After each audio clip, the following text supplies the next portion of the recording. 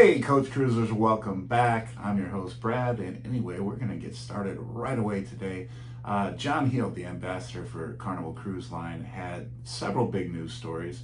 Well, I would say at least three that I'm going to share with you. There's a fourth story, which isn't that big of a news story, but nonetheless, for you Carnival fans out there, you might be interested, so I'm going to share it. So let's get to that right now. I just can't get away from a good time.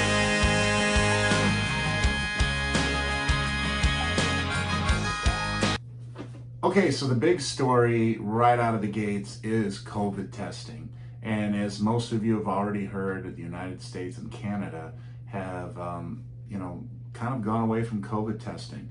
And so a lot of the people, a lot of us cruisers out there, were saying like, oh, hey, great. Does this mean that we won't have to get tested before we, get on a cruise ship?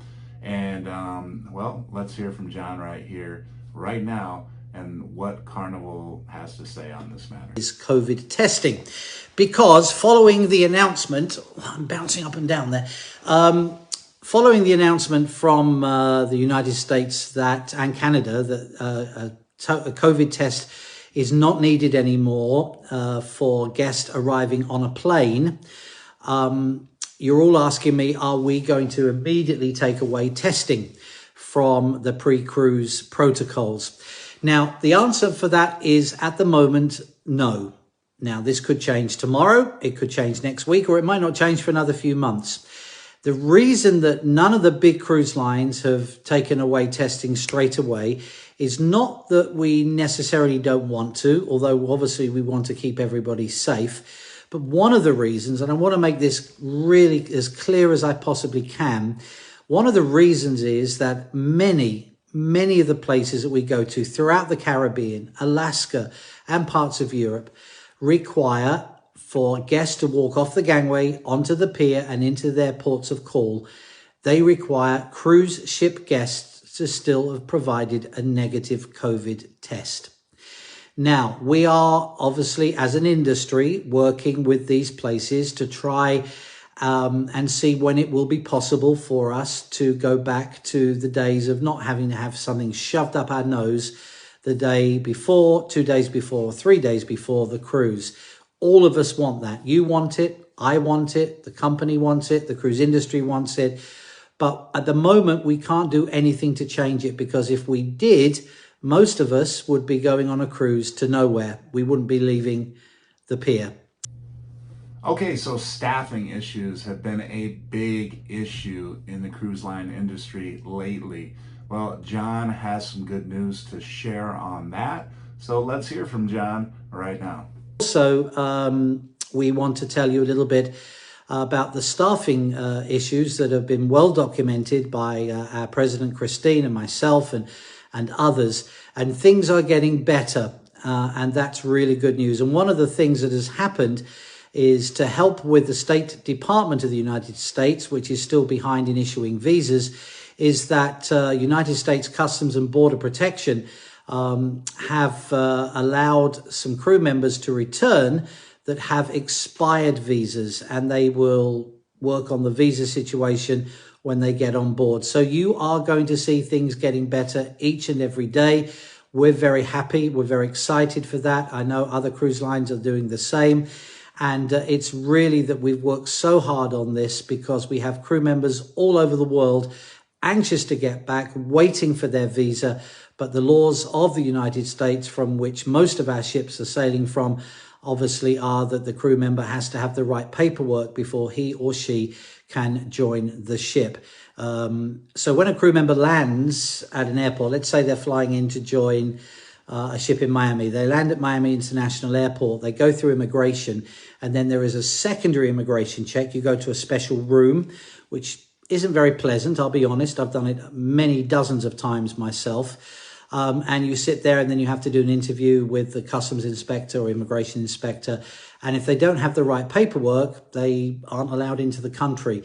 So this is one of the things that has been a concern, because the State Department have been a little overwhelmed in reissuing the visas, again because of COVID and short-staffed themselves, I would guess, is one of the reasons for that.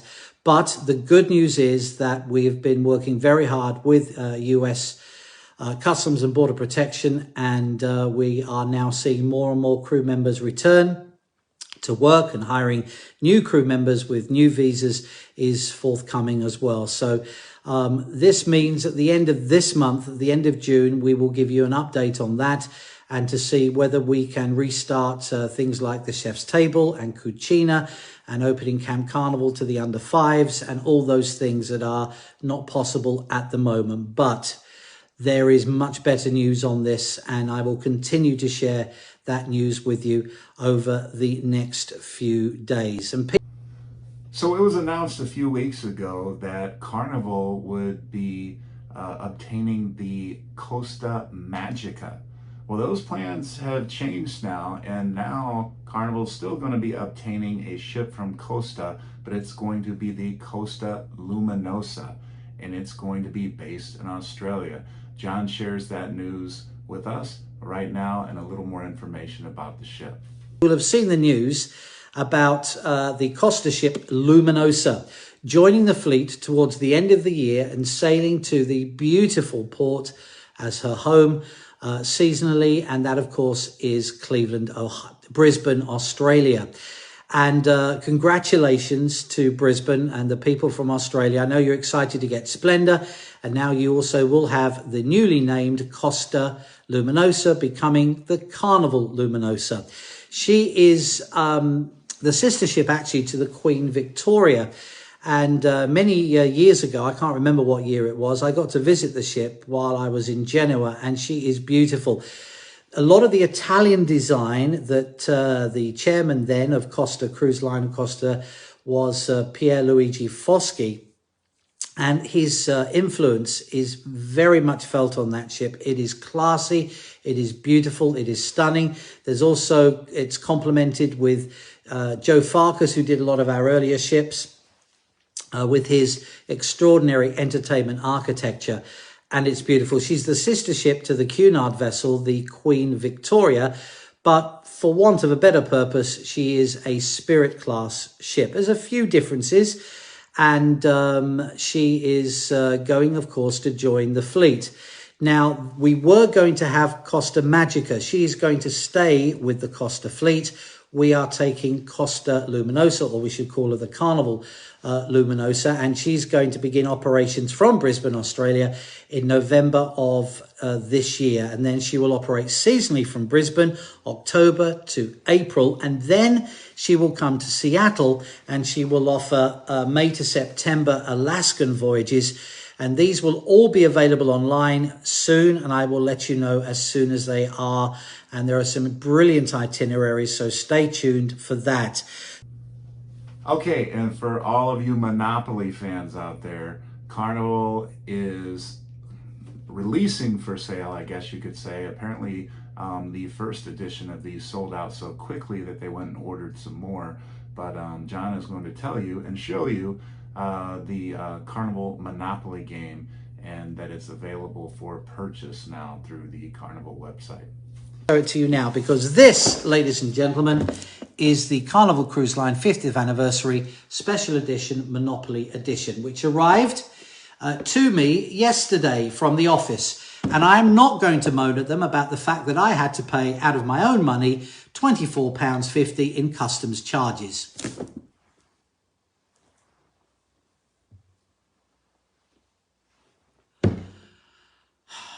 Anyway, shall we unbox it, because I think this is brilliant. Now, Monopoly, of course, is still a massively popular game. Let's take a look. So we'll get rid of the bit there, and we'll open up the box. I'm not very good at this. So there you go. You've got the Monopoly thing there. Come back to that. And here is the board. There we go. Can you see that? And it's got all the things on it. I'm reading this upside down. It's got the sky, something upside down. This is the Australian edition. No, it's really not. Fahrenheit Steakhouse, Cucina, Gigi, Bonsai, Shebang, the Heroes Tribute Lounge, the Funnel, Java Blue Cafe, and all of your favorite areas on the ship. So that's the board. So there's that, and then you've got the Monopoly money, and you've got the cards, the cruise direct announcement cards of the questions and all that. So all that's there, and the hotels and the dice. But these are the best because we have got solid gold, kind of, pieces. Let's show you them. First of all, and I think this is brilliant, instead of the hat and the iron and the other stuff, you've got, first of all, you've got Mardi Gras. There it is. Where's my camera? There. Then you've got Spirit class ship, smaller ship. Oh, no, sorry, that's the original Mardi Gras. I'm sorry. That's the original Mardi Gras. These are so heavy, these pieces. Here you've got, I'm not quite sure that I watched a movie with him in it. Oh no, sorry, that's the towel animal elephant. Sorry, that was rude. A towel animal elephant, which is brilliant fun.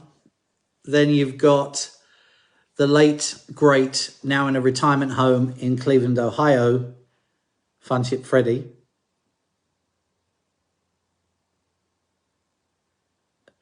Do you go to Cruise Critic rather than jail? Brilliant. Thank you, Andrew. Then you've got, what is that? I don't even know what that is. Oh, that's the duck from Everybody Hiding Ducks. We've got a golden duck. Isn't that brilliant? And finally, the funnel. All in gold. Look at that. So, my colleague Jacinta is putting up the link as we speak for you to be able to go and buy one of these. I believe we only have 200 because we want to make them collectibles. So we haven't got thousands of these. It sounds like a sales pitch. It's really not. Shipping starts at the end of this month, and it's under $50, I think. So around $49. But of course, this is the rule book, which most of you will do that with, because Monopoly has no end.